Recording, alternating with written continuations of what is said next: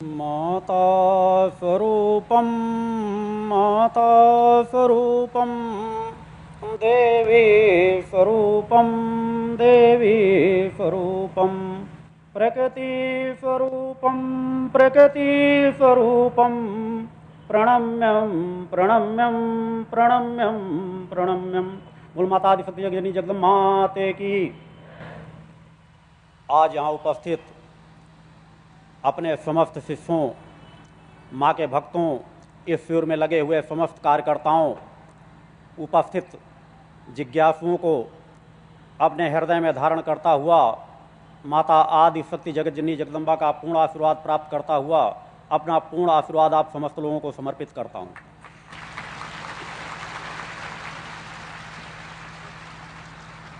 आज जहाँ इस कलयुगी भयावह वातावरण में पूरी मानवता तड़प रही है, कराह रही है, वहाँ यदि आप लोग अपने जीवन में धर्मवान और कर्मवान बन जाएं तो आपको आपके लक्ष्य तक पहुँचने में दुनिया की कोई ताकत बाधा नहीं बन सकती, दुनिया की कोई ताकत अवरोध नहीं खड़ा कर सकती। क्योंकि धर्मवान और कर्मवान मानव जो ठान लेता है वह कर गुजरता है। यदि आपके साथ धर्म है, यदि आपके साथ सत्य है और यदि आप कर्मवान हैं, आलसी नहीं हैं, अकर्मण्यता नहीं है, प्रकृति ने जो विधान बनाया है मानव जीवन का, उस विधान के तहत यदि आपने अपने जीवन को निर्वहन करने के लिए वह यात्रा तय कर रहे हैं कर्मवान बन करके, तो धर्मवान और कर्मवान मानव जीवन के किसी भी पहलू में कभी असफल नहीं होता। आवश्यकता होती है उस प्रकृति सत्ता पर पूर्ण विश्वास करने की, जिसे देवाधिदेव भी मां कहकर के पुकारते हैं। हर विषम परिस्थिति पर उन देवाधिदेवों को भी जब कोई रास्ता नजर नहीं आया, तब उन्होंने उस प्रकृति सत्ता को मां के रूप में पुकारा, उस प्रकृति सत्ता से मदद मांगी और हर बार उन्हें उस प्रकृति सत्ता ने सहायता की। आज उसी प्रकार इस कलिकाल के भयावह वातावरण में हमें और आप सभी को उस प्रकृति सत्ता को पुकारने की आवश्यकता है। इससे ज्यादा भयावह वातावरण और क्या होगा समाज में? इससे ज्यादा समाज का पतन और क्या होगा यदि इन क्षणों पर भी हमने उस प्रकृति सत्ता का सहारा ना लिया, यदि इन क्षणों पर भी हमने उस प्रकृति सत्ता को मां के रूप में ना पुकारा, तो फिर हमें उस पतन के मार्ग से दुनिया की कोई ताकत बचा नहीं सकेगी। कोई काल था जिसमें खुलेआम राक्षस या रावण इस तरह की चीज नजर आती थी कि यह कंस है, यह रावण है, उसे लोग पहचानते थे, जानते थे। मगर आज तो जगह जगह रावण और कंस, जिन्हें आप पहचान भी नहीं सकते और उनके कार्य रावणों और कंसों के समान वो अपना कार्य कर गुजरते हैं। युवा शक्ति एक पतन के मार्ग पर जा रही है।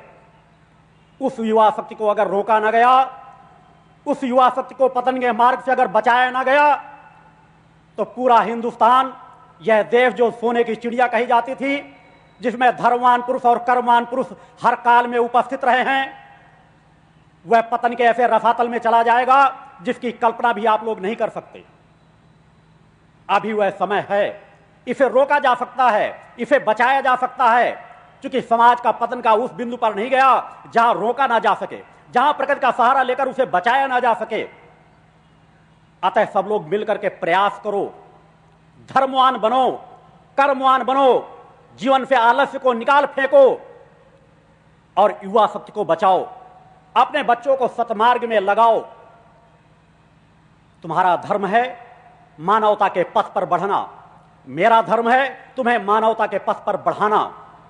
मेरे जीवन का लक्ष्य यही है कि तुम्हें मानवता के पथ पर बढ़ाऊं, भटकाव से तुम्हें सतमार्ग की ओर ले जाऊं, तुम्हें निर्भीकता का जीवन जीने की कला सिखाऊं। हम आप सभी जानते हैं राम ने बानरों की सहायता लेकर के उस रावण का वध कर दिया था, उसकी विशाल सेना को नाश कर दिया था। अरे तुम तो मानव हो, तुम तो मेरे शिष्य हो, तुम्हारा गुरु तुम्हारे रोम रोम में समाया हुआ है, उसे जानो पहचानो, अपने अंदर की शक्ति को जागृत करो और इस अनीति अन्याय अधर्म के साम्राज्य को का नाश कर दो। अपने बच्चों को पतन के मार्ग में जाने से बचा लो, रोक लो उस युवा शक्ति को जो विनाश की ओर बढ़ती चली जा रही है। नफे के रूप से अनीति अन्याय अधर्म के चंगुल में फंसती जा रही है, उसे रोकना होगा, उसे बचाना होगा। यह हमारा आप सभी का धर्म है और कर्म है, बुद्धिजीवी समाज का कर्तव्य है कि उसे रोकना चाहिए, उसे बचाना चाहिए। अगर हम वास्तव में अपने देश की रक्षा चाहते हैं, अपने धर्म की रक्षा चाहते हैं, अगर हम चाहते हैं कोई भी धर्म हो, क्योंकि मैं हिंदू धर्म की बात नहीं कह रहा, यह सभी धर्मों का कर्तव्य है कि एक बार उठ खड़े हों, एक बार जागृत हों। जिनके अंदर जरा सा विवेक है, जो जरा सा कुछ समाज के लिए कर्म करने के अंदर जरा सा जिज्ञासा है, उसे खोल करके निकाल डालो। तुम्हारे अंदर की जो सामर्थ्य अगर उसको लेकर ही चले गए, जीवन एक निर्धारित समय के लिए है। तुम्हारे अंदर जो सामर्थ्य है, जो तुम कर गुजर सकते हो, यदि तुमने वह नहीं किया तो तुम एक अपराध के भागीदार बनोगे। आज ज्ञान का अनादर हो रहा है। पढ़े लिखे अधिकारी, क्लास वन अधिकारी अन्यायियों, अधर्मियों, उन नेताओं के सामने सर झुकाकर खड़े रहते हैं जो अनेकों हत्याएं कर चुके हैं, अनेकों डकैतियां डलवा चुके हैं, जिनका भ्रष्टाचार में इतना अधिक लिप्त है, जिनके सामने कोई सर उठाकर बात करने की हिम्मत नहीं जुटा पाता। धिक्कार है तुम्हारे ज्ञान का, धिक्कार है तुम्हारे सामर्थ्य का, धिक्कार है फिर तुमने पढ़े लिख करके इस बिंदु तक जाकर के क्यों खड़े हुए। इससे अच्छा भिखारी बन जाओ। उन अनीति अन्याय अधर्मियों के सामने सर झुकाने की अपेक्षा समाज में भीख मांगकर जीविकोपार्जन करना ज्यादा श्रेष्ठ होगा।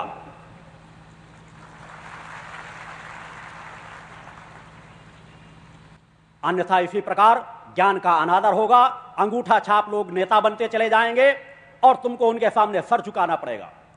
भ्रष्टाचार को रोकना होगा और यह भ्रष्टाचार नीचे से नहीं रुकेगा। यह अमर बेल की समान है। यह उन राजनेताओं की देन है। जब तक राजनेता सुधरेंगे नहीं, तब तक मजबूर हो जाता है कर्मचारी।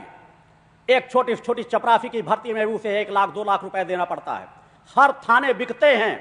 किसी को इंस्पेक्टर बनना है, एक होमगार्ड में भर्ती होना है तो 1 लाख 2 लाख रुपए देना पड़ता है। अगर 1 लाख 2 लाख रुपए वो देगा तो निश्चित रूप से वह भ्रष्टाचार करेगा ही, अनीति अन्याय धर्म के रास्ते में जाएगा ही। अगर इसे रोकना है तो अपने मत के अधिकार को समझो, क्योंकि यह मानवता की रक्षा के लिए आवश्यक है। मूल जड़ जहां से छिपी हुई है। अपना मत कभी भी किसी अन्यायी, अधर्मी, अत्याचारी ऐसे नेता को मत दो जो मांसाहारी है, शराबी है, जुआरी है, जो बियर बारों में अपने नाश्ते और चाय पान करता है,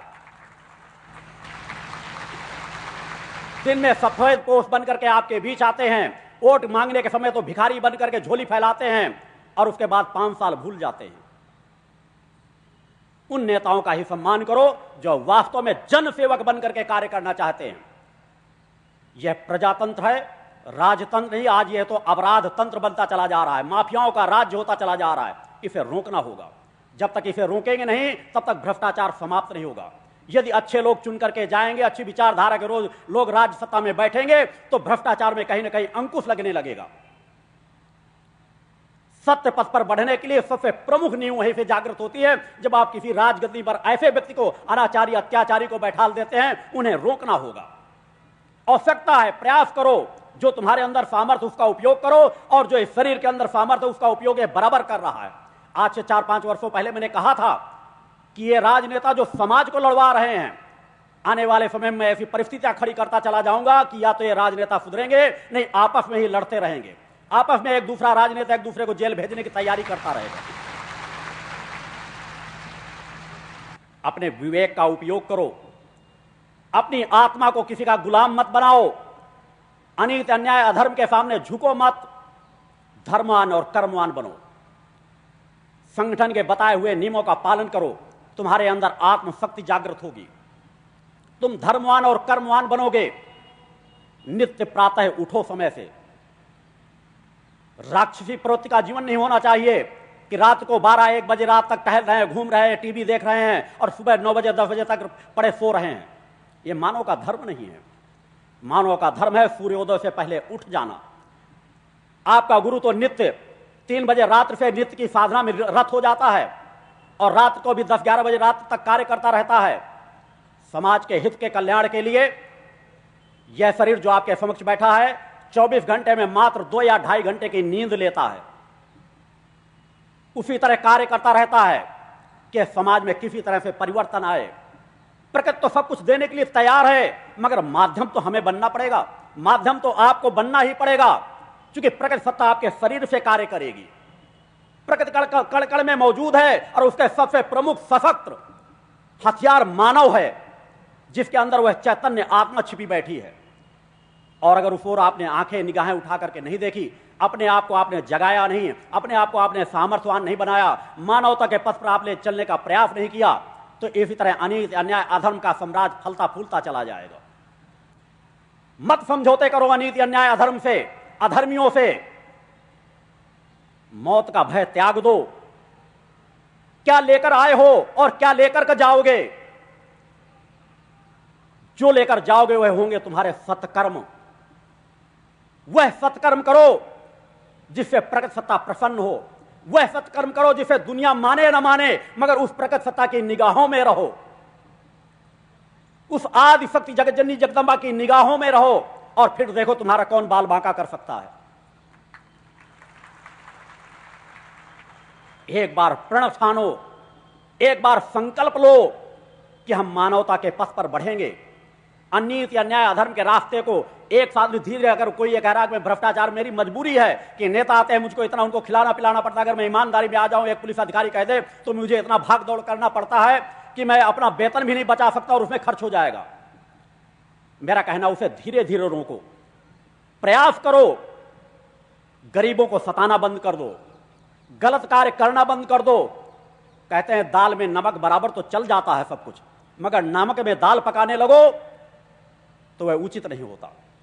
धीरे धीरे रोकोगे, एक दिन आपके अंदर विचार शक्ति जागृत होगी और आप अनीति अन्याय अधर्म के खिलाफ खुल करके खड़े हो जाओगे। मगर दो चीजों में तो ठोस संकल्प ले लो कि तुम नशा मुक्त जीवन जियोगे, किसी विभाग में हो, कोई भी कार्य हो।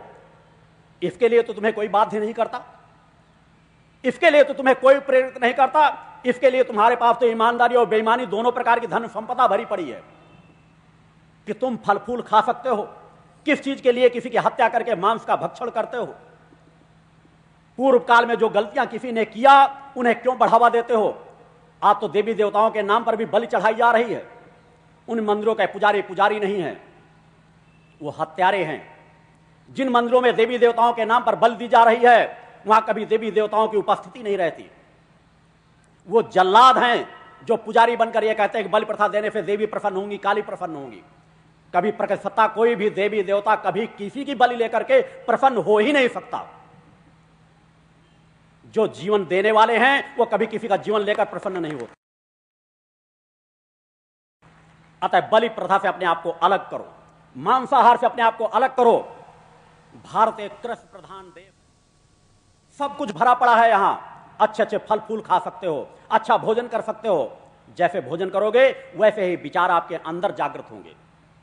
निर्भीकता का जीवन जियो, भय का त्याग कर दो। इन दो चीजों का तो संकल्प ले लो कि हम नशा मुक्त जीवन जिएंगे, मांसाहार मुक्त जीवन जिएंगे, और फिर देखो धीरे धीरे करके आपके अंदर आत्मबल जागृत होता चला जाएगा। साधना के मैंने सरल से सरल क्रम मार्ग और बताए हैं कि आप कुछ नहीं कर सकते। नियमित एक दुर्गा चालीसा का पाठ नित्य कर लीजिए, क्योंकि उससे मेरी साधना के क्रम भी जुड़े हुए हैं। मैंने समाज कल्याण के लिए अपने आश्रम में अखंड दुर्गा चालीसा का पाठ पिछले 8 वर्षों से चला रखा है, जो अनंत काल के लिए चल रहा है। वह समाज कल्याण के लिए है। उस दिशा धारा से केवल जोड़ने का कार्य कर लो। एक नित्य दुर्गा चालीसा का पाठ अपने घर में करो, आपके दुर्गा चालीसा का पाठ भी आपको मिलेगा फल, और उस दुर्गा चालीसा के चल रहे पाठ का भी फल आपको मिलेगा। जो 2 मंत्र मैंने दिए हैं, चेतना मंत्र ओम जगदम्बिके दुर्गाय नमः, ओम शक्तिपुत्राय गुरुभ्यो नमः, इन 2 मंत्रों को अपना माध्यम बना लो, सहारा बना लो।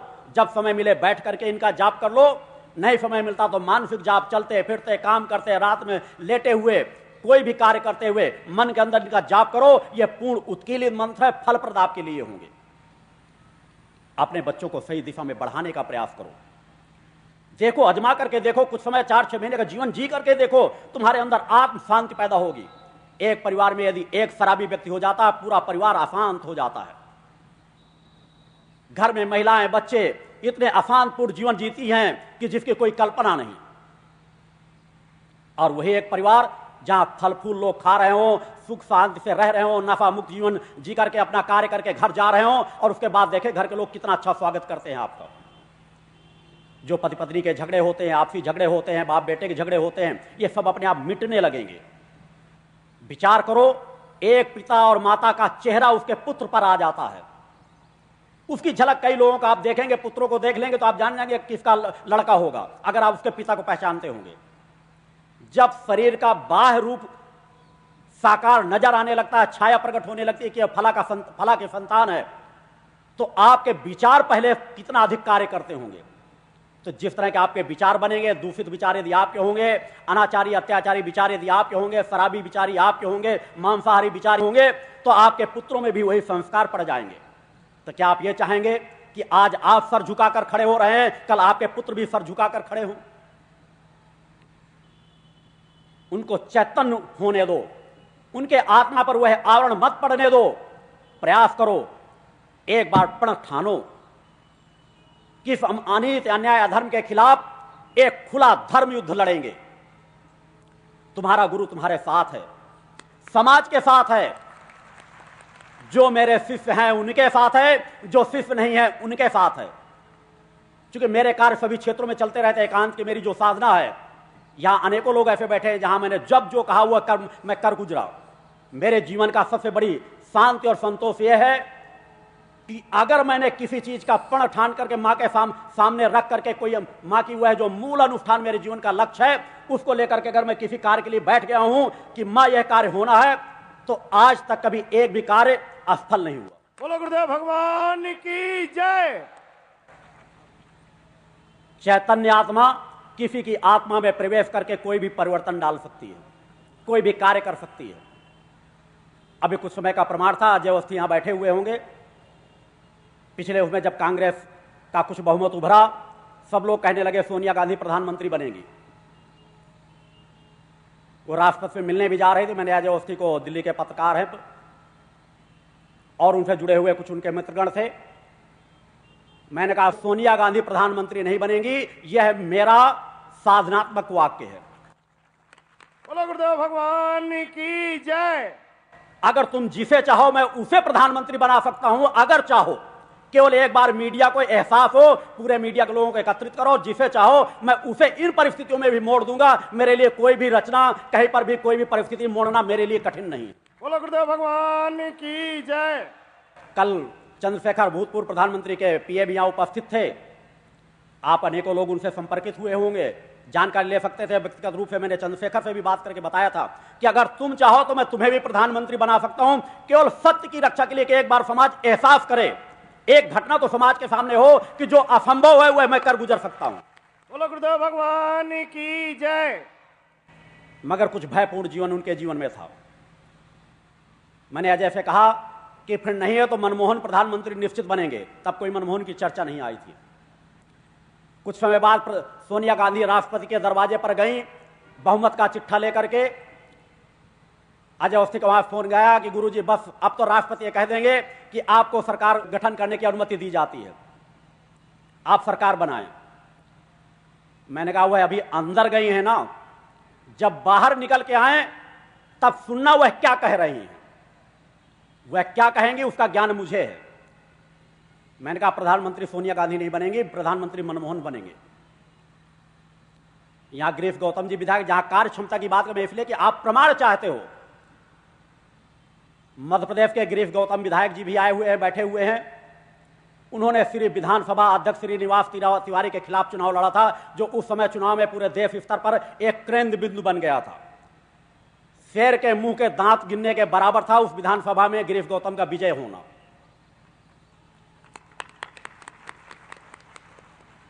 संभव ही नहीं था, कल्पना ही नहीं कोई कर सकता था कि जिस तरह से जाल बुन रखा गया था, जिस तरह से चक्रव्यूह रच रखा गया था, उसमें कोई उनको पराजित करके आगे निकल सकता है। मगर मां के आशीर्वाद का फल है, आपके समक्ष बैठे हुए हैं। आप कभी भी उनसे मिल सकते हैं कि क्या उनको मां की कृपा से विजय मिली है या नहीं मिली। कुछ लोग सही रास्ते में भी चलते हैं, आज वहां से चल करके ईश्वर का लाभ लेने के लिए यहां उपस्थित हुए हैं। मेरा किसी पार्टी विशेष से लगाव नहीं है। मैं आज भी कहता हूं कि सत्ता स्थिर रहना चाहिए। या तो वह अधर्मी अन्यायी नेता अपने आप को सुधार लें, या तो मैं उन्हें सुधार दूंगा। बोलो गुरुदेव भगवान की जय। और अगर वह सत्ता चाहते हैं तो वह संकल्प ले, या तो समाज सुधारने का संकल्प लें।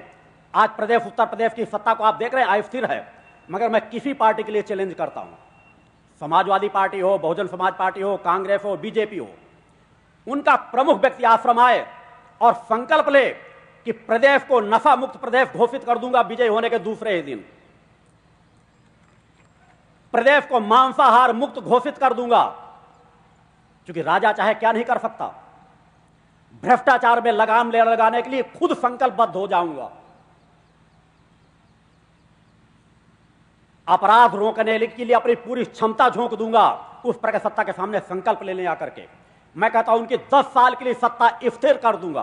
बोलो गुरुदेव भगवान की जय। सत्ता से मुझे मोह नहीं, मैं नहीं चाहता कि मेरे शिष्य ही जाकर सत्ता में बैठे, क्योंकि मैंने स्वतः कहा है कि कभी कोई शिष्य कल्पना ना करे कि कभी गुरुजी को चुनाव लड़ना होगा। क्योंकि अगर कोई धर्माचार्य चुनाव लड़ता है तो धर्माचार है ही नहीं, उसके पास धर्म की सामर्थ्य है ही नहीं। अगर उसे राज सत्ता का सुख भोगने की जरा सा लिप्सा भी जागृत हो जाती है। सत्ता का सुख तुम उपभोग करो, मगर समाज के अधिकार करते हो तो मेरी ऊर्जा तुम्हारा साथ देने के लिए तैयार बैठी है। मगर जातीयता का जहर बोना बंद कर दो।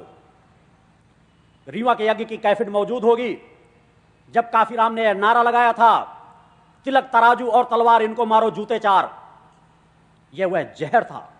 मैंने बार बार कहा, मैंने ब्राह्मण परिवार में जन्म लिया है, मगर बचपन से आज तक कोई एक भी व्यक्ति ये नहीं कह सकता कि मैंने कभी जात भेद को माना है, किसी के साथ मैंने छुआछूत का भेद किया है।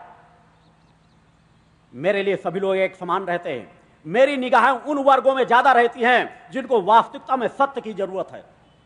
समाज के अंदर जहर बोने से समाज का कल्याण नहीं होगा, समाज के अंदर एकता का बीज बोने से समाज का कल्याण होगा। अपनी राजनीतिक लाभ के लिए समाज में बैर पैदा कर देना, यह एक अनाचार है, अत्याचार है, पाप है।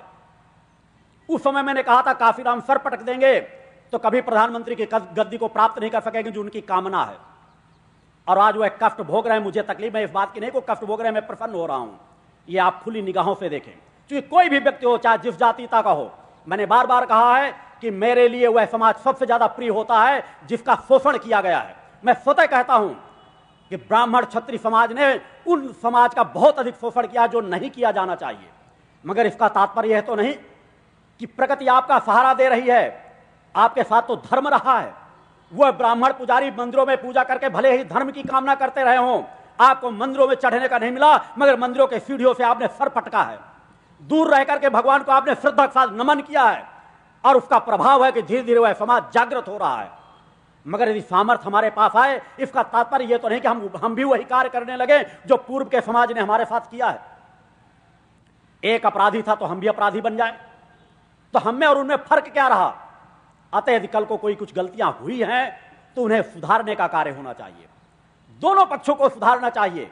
आज पढ़ा लिखा समाज है, बुद्धिजीवी समाज है, ज्ञानवान समाज है। इस तरह जहर का बीज बोने वालों से सतर्क रहने की जरूरत है। वो किसी जाति को बढ़ावा देने वाले हों, किसी संप्रदाय को हों। चुनाव के समय आप देखें, अधिकांश नेता टोपी पहन लेते हैं। टोपी पहन लेने से तुम इस्लाम धर्म के रक्षक नहीं बन जाओगे। सत्य तो है कि टोपी पहन करके तुम हिंदू और इस्लाम धर्म के बीच एक जहर बोते हो। कभी इस्लाम धर्म को मुख्यमंत्री बनाना चाहते हो, कभी प्रधानमंत्री बनाना चाहते हो, और जब सत्ता तुम्हारे बहुमत में आ जाती है तो कभी तुम उनकी तरफ आंख उठाकर भी नहीं देखते। न हिंदुओं को इस्लाम धर्म से डरने की जरूरत है, न इस्लाम धर्म के लोगों को हिंदुओं से डरने की जरूरत है। अरे अपने आप को चैतन्य बनाओ। वह नपुंसक होते हैं, नामर्द होते हैं जो दूसरों से डरते हैं, भय खाते हैं। हर धर्म में अलौकिक शक्ति छिपी हुई है। हर धर्म यदि अपने धर्म की वास्तविकता पे आ जाएं तो किसी समाज से कोई बैर रह ही नहीं जाएगा। अरे वे पाकिस्तानी टीम हमारे देश खेलने आए, हमारी टीम उनके देश खेलने जाए, किस बात का भय? अगर हम सामर्थ्यवान हैं तो सामर्थ्य को कोई पराजित नहीं कर सकता। जागृत करो अपने हिंदू समाज को, जागृत करो अपने देश के समाज को, जागृत करो सभी धर्म के धर्माचार्यों को, सभी धर्म से जुड़ी हुई समाज की जनता को। किससे भय खाते हो? 5 पांडवों ने कौरवों को समाप्त कर दिया था। अकेला व्यक्ति बहुत कुछ कर सकता है। अगर तुम इसी के इंतजार में रहे आए कि हम अकेले क्या कर सकते हैं, तो कभी कोई आगे बढ़ ही नहीं सकेगा। प्रयास करो अपने आप को जहां जितनी सामर्थ्य उस सामर्थ्य का उपयोग करने का प्रयास करो। मैंने सरलतम मार्ग समाज को बताए हैं। मेरे पास भी अनेकों ऐसे शिष्य हैं जो इस्लाम धर्म के मानने वाले मेरे दीक्षित शिष्य हैं। मैं उनसे नहीं करता कि इस्लाम धर्म छोड़ दो। मैं कहता हूं इस्लाम धर्म की सत्यता को गहराई से पकड़ कर चलो। मगर तुम्हें हिंदू धर्म में अगर सत्यता लग रही है तो श्रद्धा के साथ आओ, मेरे शिष्य बनो, मेरा आशीर्वाद तुम्हारे साथ है। आज भी यहां एक दो ऐसे इस्लाम धर्म के लोग बैठे हैं जो मेरे शिष्य हैं, दीक्षा प्राप्त शिष्य हैं। इन क्रमों को भी पालन कर रहे हैं और अपने धर्म का भी पालन कर रहे हैं। अगर शक्ति है, सामर्थ्य है, तो अपनी सामर्थ्य को उस दिशा में लगाओ। कुछ लोगों ने मेरे पास सूचना भेजी थी कि क्या राम मंदिर बनाना उचित नहीं है। कल चूंकि मैंने कहा था कि राम मंदिर बनाने से ज्यादा आवश्यक समाज में वह गरीब जनता है जो भूखमरी का शिकार है। अनेकों प्रदेशों की ऐसी जनता सब पड़ी हुई है आज भी जो तन पर कपड़े नहीं पहन पाती। मेरा मतलब ये नहीं था। राम मंदिर हिंदू समाज के धर्म का, आस्था का केंद्र है, आसानी से बन सकता है, मगर इच्छा शक्ति होनी चाहिए। मैंने कहा था किसी मैंने भविष्यवाणी की थी कि अगर राजनेता उससे हट जाएं, धर्म क्षेत्र के लोगों को ही अगर केवल हिंदू धर्म और इस्लाम धर्म के लोग, चाहे वो 25 लोगों 50 लोगों कमेटी बना दें कि यह जो निर्णय कर लेंगे हमें मान्य होगा, मैं कहता हूं समस्या को 6 माह के अंदर सुलझा दूंगा। बोलो गुरुदेव भगवान की जय। मगर राजनीति करके किसी समस्या का, राम जो मर्यादा पुरुषोत्तम थे, उन मर्यादा पुरुषोत्तम राम के स्थान का निर्माण अनीति, अन्याय, अधर्म, राजनीति की रोटियां फेंकने से कभी उस स्थान का निर्माण नहीं होगा। मानवता की रक्षा के लिए अगर सत्य की आवाज सत्य तक पहुंचेगी, अगर कोई समाज भटका हुआ है, अगर कोई समाज गलतफहमी का शिकार है, तुझे सत्य के रास्ते पर लाया जा सकता है, समझाया जा सकता है। मगर यदि राजनीतिक रोटियां फेंकी जाएंगी तो चाहे कोई भी पार्टी हो, कभी भी राम मंदिर का निर्माण होना असंभव हो जाएगा, कठिन हो जाएगा। या तो न्यायपालिका में छोड़ देना चाहिए, या तो कुछ चंद लोगों में उस विचारधारा का निर्णय लेकर छोड़ देना चाहिए। मैं कह रहा हूं कम से कम समय में समस्या सॉल्व हो जाएगी। मैंने कहा था, जब लोग कहते हैं इस्लाम धर्म, मैंने कहा था जब राष्ट्रपति देश के बने थे कलाम, जब मैंने कहा था कि आजादी के बाद पहली बार एक योग्य राष्ट्रपति सत्ता में पहुंचा है। क्योंकि मैंने बार कहा मेरे विचार उन सभी बिंदुओं में होते हैं जिनसे निकल करके आप सतमार्ग में जा सकते हैं। अनीति, अन्याय, अधर्म के सामने घुटने मत टेको। बहुत से साधु संत सन्यासी आप लोगों के बीच आते हैं, बड़ी बड़ी आंखें काढ़ेंगे, बड़ा कहीं मुंड माला पहने होंगे, कोई किसी चीज की हड्डियों की माला पहने होगा, आपको डराएंगे, धमकाएंगे, त्रिशूल रखे रहेंगे आपके घर में गाड़े बफ, अगर या तो मुझे इतना दान दे दो अन्यथा मैं तुम्हारे घर का सर्वनाश कर दूंगा। एकांत घर में कभी आएंगे कि आपकी पति की हत्या होने वाली है, आप ऐसा धन दे दो, अगर पति से बता भी दोगी तो पति की हत्या निश्चित हो जाएगी या उसका एक्सीडेंट हो जाएगा। तुम्हें भयभीत होने की जरूरत नहीं, उनसे भयभीत मत हो। वे जो दरवाजे दरवाजे तक नंग धड़क और भेष बनाकर टहलने वाले अत्याचारी अनाचारी हैं, उन्हें मुंह तोड़ जवाब दो। आपका गुरु कहता है अपने घर पे क्यों रक्षा कवच, अब एक मां का ध्वज टांग लो और देखो कोई बड़ा बड़ा तांत्रिक अगर आपके घर का अहित कर सके। बोलो गुरुदेव भगवान की जय। नित्य शक्ति जल का पान करो। क्योंकि मैं समाज में अपनी पहचान नहीं बनाना चाहता, मैं चाहता हूं समाज में तुम्हारी पहचान हो। मैं समाज में अपना स्वागत नहीं कराना चाहता, मैं चाहता हूं समाज में भक्ति मानव कल्याण संगठन के समाज का स्वागत हो। किसी से भयभीत मत हो। बड़े बड़े गैंग कार्य कर रहे हैं, आपके धन दुगना करने का कोई लालच देगा, कोई कहेगा आपके घर में खजाना गड़ा हुआ हम गाड़ दें, उखाड़ देंगे, और आपके जो बाहर धन रहता है उसको भी लूट ले जाते हैं। उनसे सावधान रहो, कभी मत भ्रमित हो। उस धन के, जमीन के घड़े हुए धन को उखाड़ने के लिए प्रयास रत मत हो। अलौकिक धन जो आपकी चेतना आपके शरीर पर छिपा है उसे जागृत करो। आपका गुरु उसे निकालने का मार्ग बताता है, उससे आपका कल्याण होगा। वह अनाचारी अत्याचारी जो कहते हैं धन गड़ा हुआ है, उनसे कह दो पूरा धन तुम ले जाओ, हमें 1 रुपए की जरूरत नहीं है। धन दुगना तुम करना जानते हो, अपना ही धन दुगना कर लो। समाज के बीच एक भी ऐसा साधु संत सन्यासी नहीं है जो आपके धन को दुगना कर सके, जो आपके गड़े हुए धन को निकाल सके। उनसे भ्रमित मत हो। अनेकों साधु संत सन्यासियों की टोलियां होती हैं। जब आपका घर बन रहा होता है तो जब आपकी नींव पड़ चुकी होगी तो नींव पड़ने में सब पता चल जाता है कितने कमरे बन रहे हैं, कहां से द्वार बन रहा है। वो कोई हड्डियां, कभी 2-4 सिक्के आकर वहां गाड़ जाएंगे। अब 10-5 साल बाद आएंगे, अब आपको बताएंगे आपके फला कमरे के फला दीवार के पास ऐसा धन गड़ा हुआ है। एक आध सिक्के उखाड़ कर भी दिखा देंगे। वो तो आपने शमशान में मकान बना लिया, उसके घर के अंदर आपकी हड्डी छिपी हुई है। अरे कलिकाल है, संघर्ष तो सभी के जीवन में है। ये गैंग के गैंग कार्य करते हैं, उनकी डायरिया मेंटेन होती है, खुद आज कार्य कर रहे हैं, 10 साल 20 साल आगे के लिए पूरी तैयारी कर रहे हैं। उनसे सतर्क रहो, सावधान रहो। वे अनाचारी अध्याचारी जो गांजा चिलम शराब चढ़ाते हैं, उनके पास कोई साधनात्मक शक्ति नहीं होती। कुंभ और प्रयाग के मेलों में जाकर देखो, पूरा प्रशासन उनकी सेवा में लग जाता है। अरे जिन अधर्मियों अन्यायों को वहां से खदेड़ करके भगा देना चाहिए, उनकी कह रहे हैं शाही सवारी जा रही है। बोलो गुरुदेव भगवान की जय। पूरा प्रशासन उनकी सेवा में लगा रहता है। अरे जो गांजा चलाते हैं, चिलिम चढ़ाते हैं, वो समाज को क्या सद्मार्ग देंगे? अरे वह तो उन पवित्र स्थानों को भी अपवित्र कर देते हैं। मैंने कहा है अगर उनके अंदर सामर्थ्य है तो मैंने पूरे विश्व अध्यात्म जगत को चैलेंज और चुनौती दी है कि आए मेरे सत्य का सामना करें, मेरा सामना करें और पराजित करके दिखाएं। बोलो गुरुदेव भगवान की जय। अन्यथा या तो वह समाज का त्याग कर दे, अगर अपने लिए साधना कर रहे हैं तो हिमालय की गुफाओं में, जंगलों, पहाड़ों में चले जाएं, और अगर समाज के लिए कार्य कर रहे हैं तो समाज की मर्यादाओं में रह करके समाज का सहयोग करें। जो शराबी होगा, जो नशेड़ी होगा, जो गांजा और चिलिम चढ़ा रहा होगा, वो समाज का क्या कल्याण करेगा? समाज के बच्चे भगकर जाते हैं उन आश्रमों में, और उन आश्रमों में जाकर वो भी गांजा चिलिम चढ़ाने लगते हैं। मेरे भी आश्रम में अनेकों लोग जाते हैं, कोई 4 दिन में दाढ़ी रखाने लगता है, कोई कुछ कहने लगता है। मैंने सैकड़ों लोगों की दाढ़ियां बनवा दी हैं। मैंने कहा मैं साधु संत सन्यासी बनाने नहीं आया, मैं तुम्हें पहले मानव बनाने आया हूं। मानव बनो, साधक बनो और सामर्थ्यवान बन जाओ तो मैं तुम्हें अपना भी पद दे दूंगा। बोलो गुरुदेव भगवान की जय। मेरा जीवन तो एकांत साधना से जुड़ा हुआ है। यहां हरियाणा के बैठे हुए होंगे रेंजर रणधीर सिंह जी चौधरी, उन जैसे कुछ बुद्धिजीवी वर्गों को उस क्षेत्र का मैंने इकट्ठा किया था।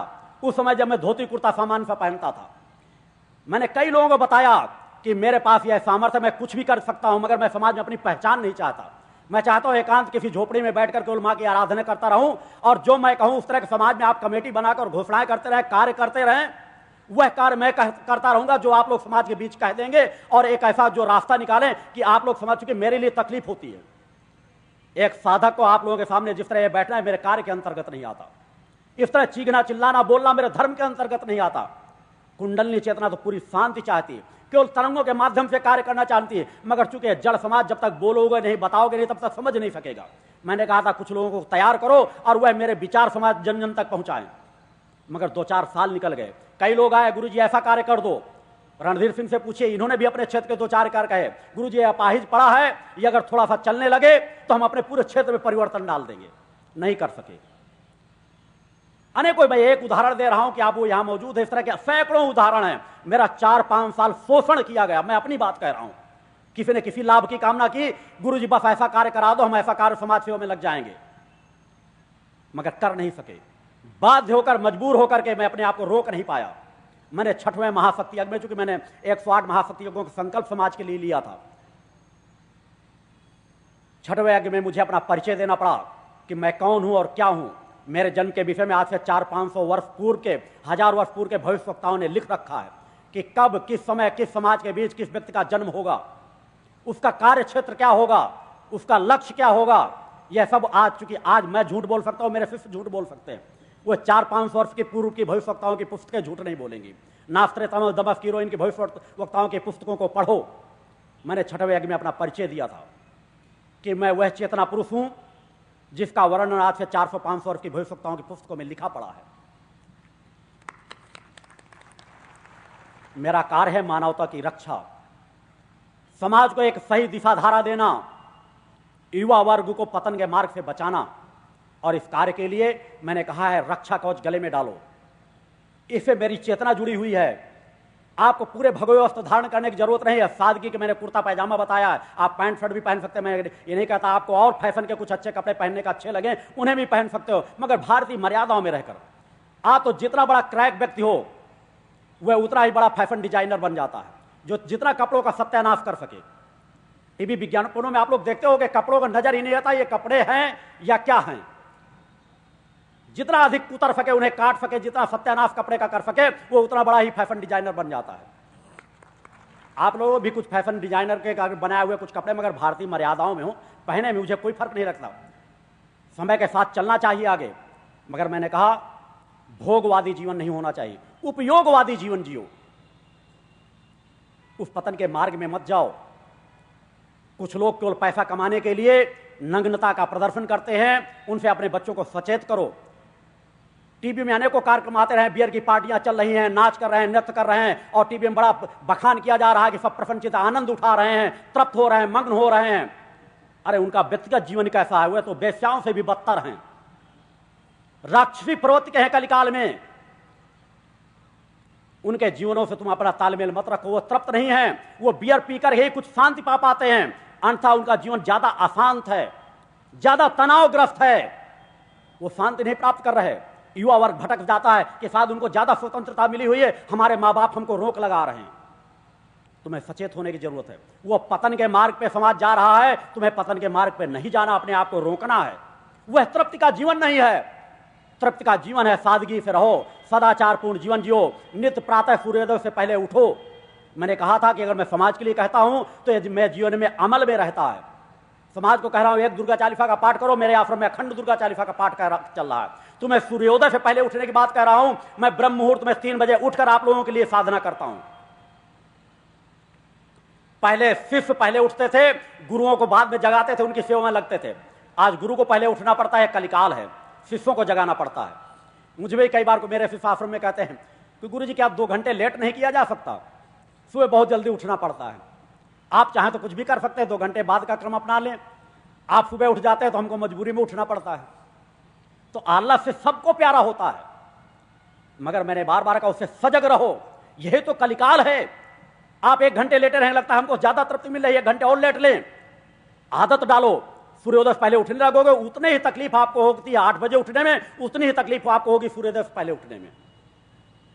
आपका स्वस्थ जीवन रहेगा, चैतन्य जीवन रहेगा। आदत तो डालो, ब्रह्म मुहूर्त में उठने की आदत डालो, दुर्गा चालीसा का पाठ करो, चेतना मंत्र जो मैंने दिया उन मंत्रों का कुछ ना कुछ जाप करो। जगह जगह पर आरतियों के कार्यक्रम कराए जाते हैं, जहां जहां संगठन का गठन हो गया वहां महाआरती कराई जाती है। मैंने कहा जो दुर्गा चालीसा का अखंड पाठ चल रहा है, समाज में भी 24-24 घंटे के अब तक 4-5 हजार स्थानों में दुर्गा चालीसा के पाठ कराए जा चुके हैं। उसके लिए शिष्य, मेरे कार्यकर्ता, संगठन के सदस्य घर घर जाके जो चाहते हैं कि हमारे घर में चालीसा पाठ हो जाए, वहां जाकर निःशुल्क रूप से जाकर चालीसा पाठ संपन्न करते हैं। मगर चाहिए कि यदि आप चालीसा पाठ कराएं अपने घर में तो चैतन्यता का हो। माँ का स्वागत, माँ का कार्यक्रम, चैतन्यता। आप छोटी सी पार्टी देते हैं तो बड़ी चैतन्यता से करते हैं, मगर जब दुर्गा चालीसा पाठ आती है तो ठीक है, एक छोटी सी तस्वीर रख लीजिए, वही पूजा वाली सुपारी का भाव कि पूजा वाली सुपारी ले आना। खाने के लिए तो अच्छी बड़ी सुपारी लाना, अच्छी देख कर लाना, मगर जब पूजा की बात आती है तो पूजा वाली सुपारी ले आना। वैसे तो मैं मना करता हूं, कभी पूजा में कभी सुपारी वगैरह का उपयोग होता ही नहीं है। यह भ्रांति है उन पंडितों की जो पान खाते थे, सुपारी खाते थे। भगवान के चरणों में इसी नाम से पान सुपारी चढ़ा दोगे तो पान सुपारी भगवान तो खाएंगे नहीं, बाद में हमको ले जाएंगे और हम खाएंगे। अच्छा भोग लगाओ, अच्छा प्रसाद लगाओ, गुरुवार का व्रत रहो। आपको किसी व्रतों को रहने की जरूरत नहीं है। यदि आप गुरुवार के व्रत को रहते हैं, सुबह से शाम तक व्रत रहो, उसमें भी आडंबरों में मत पड़ो। दिन में थोड़ा बहुत अगर फलाहार आप चाहे कर सकते हैं, शाम को सात्विक भोजन, दाल चावल नमक रोटी जो भी हो, शुद्ध और सात्विक हो, घर में भोजन कर लीजिए। सफर में पड़ जाते हैं तो सूर्यास्त होने के बाद जो भी शुद्ध भोजन मिले आप शुद्ध भोजन कर लें। दुर्गा चालीसा का पाठ आप अपने घर में अनुष्ठान के रूप में कराएं, जाति भेद को मिटा दें, आपका विवेक जागृत होगा, आप कर्मवान और धर्मवान बनेंगे, आपके अंदर कार्य करने की क्षमता पैदा होगी। यह भी शरीर आपसे दुर्बल है। मैंने कहा है कि मेरे शिष्य धन से गरीब और तन से निर्मल हो सकते हैं, मगर मन से चेतनावान होंगे, आत्मा से चेतनावान होंगे। अतः अन्य समाज के लिए भी मेरा चिंतन है कि नित्य शक्ति जल का पान करो। यह शरीर भी एक किसान परिवार में जन्म लिया है, ग्रामीण जीवन में जन्म लिया है। क्या मैंने अनीति अन्याय अधर्म में कभी समझौता नहीं किया। मेरा प्रण रहा है कि मौत को स्वीकार कर लेना श्रेष्ठ होगा, मगर अनीति अन्याय अधर्म के सामने घुटने टेकना उचित नहीं। बोलो गुरुदेव भगवान की जय। धर्म का लुटेरा बनकर जीवन नहीं जीऊंगा, एक भिखारी का जीवन जीना मैं श्रेष्ठ समझूंगा। क्योंकि आज के जितने धर्माचार हैं उन्हें तो मैं कहूंगा कि उनसे डकैत ज्यादा श्रेष्ठ हैं। वो कम से कम खुली राइफल लेकर टहलते कहते तो हैं कि हम डकैत हैं। जिस तरह आज अगर चूंकि 2 क्षेत्र अगर चाह लें, धर्म क्षेत्र और राजनीति क्षेत्र, तो बहुत कुछ कर सकते हैं, मगर इनसे ज्यादा कल्पना सहयोग की अपेक्षा केवल दो प्रमुख क्षेत्रों से की जा सकती है। यदि न्यायपालिका और प्रचार मीडिया वर्ग, प्रिंट मीडिया, इलेक्ट्रॉनिक मीडिया, अगर यह चाहे ले तो समाज में परिवर्तन करना बहुत कठिन बात नहीं है। अगर यह गुलामी का जीवन जीना बंद कर दे, समाज की मानवता की ओर आंख उठा करके देखे, अरे तुम्हें मान मिला है, सम्मान मिला है, पद मिला है, प्रतिष्ठा मिली है, क्यों बेचते हो अपना ईमान? सब जगह भ्रष्टाचार फैल चुका है, न्यायपालिका को भी अपने चंगुल में ले चुके हैं। अपने आप को कम से कम 90% तो सत्यता पर ले आओ। मैं नहीं कहता 101% तुम सत्यता पर लाकर खड़े हो, नहीं हो सकता, नहीं हो पाओगे, समाज के साथ तुमको एडजस्ट करना कठिन हो जाएगा, मगर 90% तो सत्यता की आवाज को उभारो, समाज की आवाज को उभारो, गरीबों के दुख दर्द को उभारो, वो राजनेता जो अन्याय अत्याचार कर रहे हैं उनको उभारो, उनके रहस्यों को खोल करके समाज के सामने रखो, उनको कानून के दायरे में लाओ। इसके लिए प्रचार मीडिया और न्यायपालिका बहुत कुछ कर सकती है। क्या चाहिए तुम्हें? धर्म क्षेत्र के बाद अगर दूसरा क्षेत्र महत्वपूर्ण आता है तो वह न्यायपालिका का है। उस पद में बैठ करके कम से कम अपने आप को 90% सही कर लो। मैं 101% की या 100% की बात नहीं कह रहा। समाज का कल्याण हो जाएगा, समाज में बहुत कुछ सुधार हो जाएगा। आज न्याय बिक रहा है, गरीबों के लिए अलग न्याय है, अमीरों के लिए अलग न्याय है। कोई भी अधर्मी अत्याचारी नेता कभी सजा नहीं पाता। आज राजनीति में जो ही सत्ता आई नहीं, वो चाहे करोड़ों अरबों का भ्रष्टाचार हो, वो सीबीआई सब बरी, गवाह पलट गए, जज का निर्णय पलट गया, बेचारे दुख दर्द के मारे हुए भिखारियों के साथ जीवन जीने वाले लोग जो न्यायपालिका को अपने धल बल से प्रभावित नहीं कर सकते, कोई बड़ा वकील नहीं लगा सकते, वो दिल महसूस कर रह जाते हैं। अतः आवश्यकता है, अगर न्यायपालिका और मीडिया वर्ग अगर वास्तव में चाहता है कि हमारा कर्तव्य समाज के प्रति है, कुछ हमारा दायित्व है, तो अनीति, अन्याय, अधर्म के खिलाफ खुली जंग छेड़े, भय का त्याग कर दें। देखें, मैं कह रहा हूं, उनको सफलताएं 4 गुना ज्यादा मिलेंगी, उनके समाचार पत्रों का ज्यादा विस्तार होगा। उभारो तो अपने आप को, जागृत तो करो अपने आप को।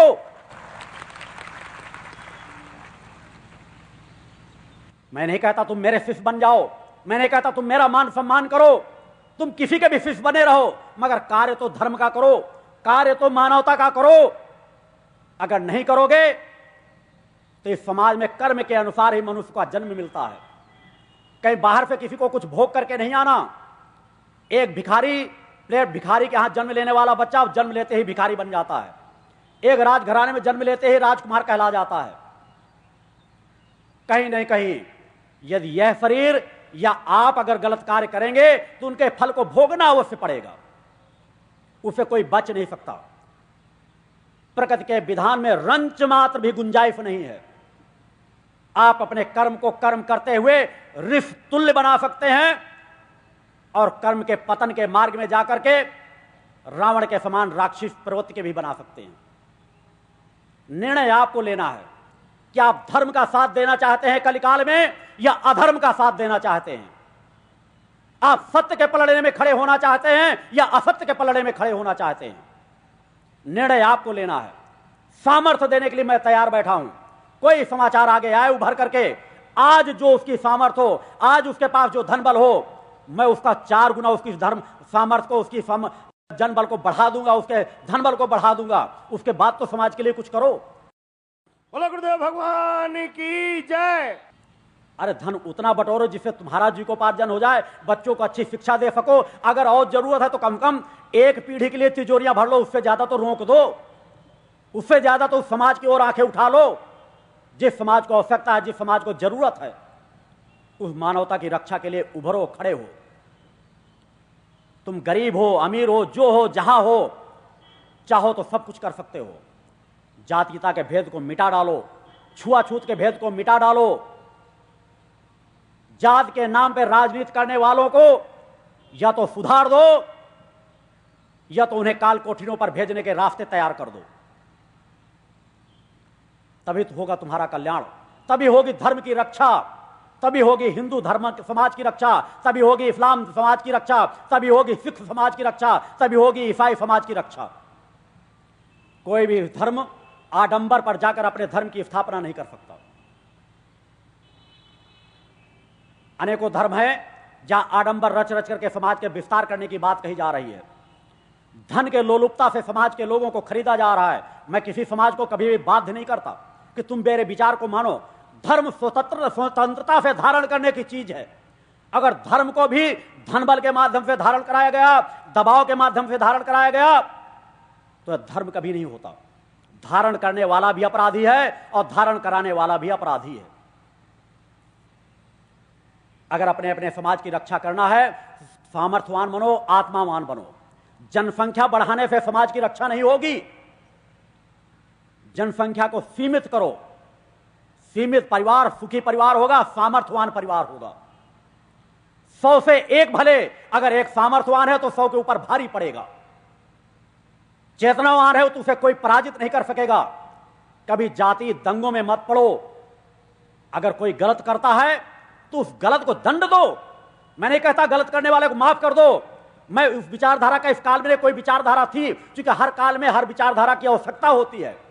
गांधी जी ने किसी समय विचारधारा दी कि अगर कोई एक गाल में तमाचा मारे दूसरा गाल उसकी तरफ कर दो। इस कलिकाल में नहीं चल सकता। अगर तुम्हारे गाल में कोई एक तमाचा मारता है तो उसे चेतावनी दे दो, दूसरा मारता है तो उसका हाथ तोड़ दो। मैं उन गुरुओं में हूं। बोलो गुरुदेव भगवान की जय। मगर अपनी शक्ति का कभी दुरुपयोग मत करो। तुम्हारी शक्ति के प्रभाव से एक भी व्यक्ति ऐसा जो निरपराध हो वह प्रताड़ित नहीं होना चाहिए। कई बार ऐसे दंगे भड़कते हैं, लोगों को आग में भून दिया जाता है, किसी को कहीं जला दिया जाता है। इससे बचो। छोटे छोटे बच्चे किस तरह तड़पते होंगे, किस तरह जलते होंगे। यदि वे हमारे बच्चे हों, हमारा अपना भाई हो, हमारी अपनी पत्नी हो, तो हमें कैसा दर्द होगा। उन तरह के अपराधों से बचो। तुम्हारे पास सामर्थ्य है, सत्ता है, शक्ति है। अगर कोई अपराधी अपराध करता है तो उसे ढूंढो, तलाशो और उसे अपराध का दंड दो। तुम दिला सकते हो, सत्ता है, विधान है, उन विधानों का उपयोग करो। सब कुछ संभव है। तत्काल जल्दबाजी में अपने आप को उग्रवाद में मत ले जाओ। यदि कोई भी समाज उग्रवाद की ओर बढ़ गया तो समाज पतन की ओर निश्चित रूप से चला जाएगा। कम से कम दूसरे समाज को नहीं कह सकता तो हिंदू समाज को जरूर चेतावनी देना चाहूंगा कि अगर तुम हिंदू समाज के रक्षक बनना चाहते हो, हिंदू समाज को बचाना चाहते हो, तो उसमें कभी उग्रवाद को पनपने मत दो। उग्रवाद यदि पनप गया तो उसका पतन निश्चित है, उसे कोई बचा नहीं सकेगा। क्योंकि अगर हमारा अंतर्मन ही अशांत हो गया, अगर हम तमोगुणी हो गए, तो हमारा रजोगुण और सतोगुण तो दब करके रह जाएगा। हम कभी उभर नहीं पाएंगे। सत्य के बल पर भी असत्य को पराजित किया जा सकता है। उठो तो जागृत तो हो। मौत का भय त्याग दो। बढ़ पड़ो उस तरफ की ओर, उस प्रकट सत्ता का चिंतन लेकर, उस प्रकट सत्ता की आराधना करके। मैंने सरलतम मार्ग बताए हैं। दुर्गा चालीसा का पाठ, चेतना मंत्र का जाप, सूर्योदय से पहले उठने का कार्य, अपने घर में मां का ध्वज टांग दो। देखो कौन तुम्हारा हित कर सकता है। गले में रक्षा कवच डालो। अगर कोई ऐसे विभाग है, परिस्थिति है कि आप खुले रक्षा कवच नहीं डाल सकते तो गले के अंदर डाल लो, जेब में रख लो। एक न एक दिन तुम्हारे अंदर आत्मबल जागृत होगा। तुम खुला तिलक लगाने लगोगे, रक्षा कवच डालने लगोगे। आज नहीं तो कल वह दिन आएगा कि जहां कहीं तुम्हें बाध्य नहीं किया जाएगा कि तुम यहां रक्षा कवच डाल के नहीं आ सकते। किसी जात के हो, किसी धर्म के हो, किसी संप्रदाय के हो, अज्ञा चक्र कभी खुला नहीं होना चाहिए। इस कलिकाल में सबसे प्रमुख अगर लाल कुमकुम का तिलक लगा हुआ हो या लाल किसी रंग का तिलक लगा हुआ हो तो अज्ञा चक्र पर कभी दूषित प्रवृत्ति की शक्तियां प्रभाव नहीं डाल पाती। क्योंकि किसी की नजर लगना, हमारे ऊपर किसी के सत्व गुण की तरंगे जो आती है हमारे शरीर में, वो भी आज्ञा चक्र के माध्यम से प्रवेश होती। मैंने भी आज दीक्षा दिया है तो आपके आज्ञा चक्र को स्पर्श किया है। उस आज्ञा चक्र को सदैव ढक करके रखना चाहिए। आपको तिलक लगाने में भी अगर परहेज हो, लाल चंदन लगाने में किसी को एलर्जी हो जाती है, सूट नहीं करता, तो चंदन लगा सकता है। मगर कम से कम आज्ञा चक्र को खुला न रखो, हो सके तो उसे ढक कर रखो। कोई ऐसी परिस्थितियां हैं, कोई ऐसे जाब हैं, कोई ऐसे कार्य हैं, तो उन कार्यों से हट करके बाकी समय पर प्रयास करो। धीरे धीरे आदत डालो, आदत पड़ जाएगी और कुमकुम का तिलक या चंदन का तिलक लगाने या और कोई तिलक लगाने से आपको परहेज नहीं होगा। और उन तांत्रिकों मांत्रिकों से भय त्याग दो। एक बार शक्ति जल का पान करो और चैलेंज देके किसी तांत्रिक के सामने खड़े हो जाओ, अगर तुम्हारा कोई बाल बांका कर ले। बोलो गुरुदेव भगवान की जय। मैंने सरलतम मार्ग बताए हैं। शक्ति जल निःशुल्क समाज को देता हूं। घट जाए तो यह कहता हूं बार बार मेरे दर पे भी आने की जरूरत नहीं है। घटने के पहले उसमें गंगा जल या नर्मदा जल मिला लो, वह उसी तरह चैतन्य हो जाएगा। श्रद्धा के साथ रखो और श्रद्धा के साथ उसका उपयोग करो। अचानक कोई ऐसी समस्या पड़ जाए जहां तत्काल मेडिकल सुविधाएं उपलब्ध न हो, आप मां का ध्यान करके शक्ति जल 1-2 बार पिला करके तो देखो। बेहोश व्यक्ति को भी एक बार होश आएगा जरूर, उसे इतना समय मिलेगा जरूर कि वह मेडिकल सुविधाओं तक जा सके। और नाना प्रकार की बीमारियां आपकी उस शक्ति जल के माध्यम से ही ठीक हो सकती हैं। मगर ऐसा नहीं कि आप शक्ति जल में कह दें फिर हमको इलाज कराने हम जाए ही ना। प्रकृति के ये भी विधान है, आजकल मेडिकल सुविधाओं में सब सुविधाएं दी गई हैं। जो संसाधन है उनका भी उपयोग करें। मां के आशीर्वाद का सहारा लेकर जो दवाइयां आपको फायदा न कर रही होंगी, शक्ति जल का उपयोग करने लगेंगे, वही दवाइयां आपको फायदा देने लगेंगी। उस शक्ति जल का उपयोग करें, चेतना मंत्र का जाप करें, अनीत या अन्याय अधर्म के सामने घुटने मत टेकें, सामर्थ्यवान बने, चेतनावान बने। मां की आरती नित्य साधना की पुस्तक मैंने सरलतम क्रम समाज को दिए हैं। जिस समय आप मेरा भी गुणगान कर रहे होते हैं, उस समय भी मेरी वह आपकी भावना तरंगे उस परम गुरु के चरणों पे जा रही होती हैं। जिस समय मां की आप आरती कर रहे होते हैं, उस समय भी वह ध्वनि प्रकट सत्ता के चरणों में पहुंचाने का कार्य हो रहा होता है। प्रकट सत्ता कण कण में मौजूद है। उसे पुकारने के लिए कोई भी भाषा हो, किसी भी भाषा का उपयोग किया जा सकता है।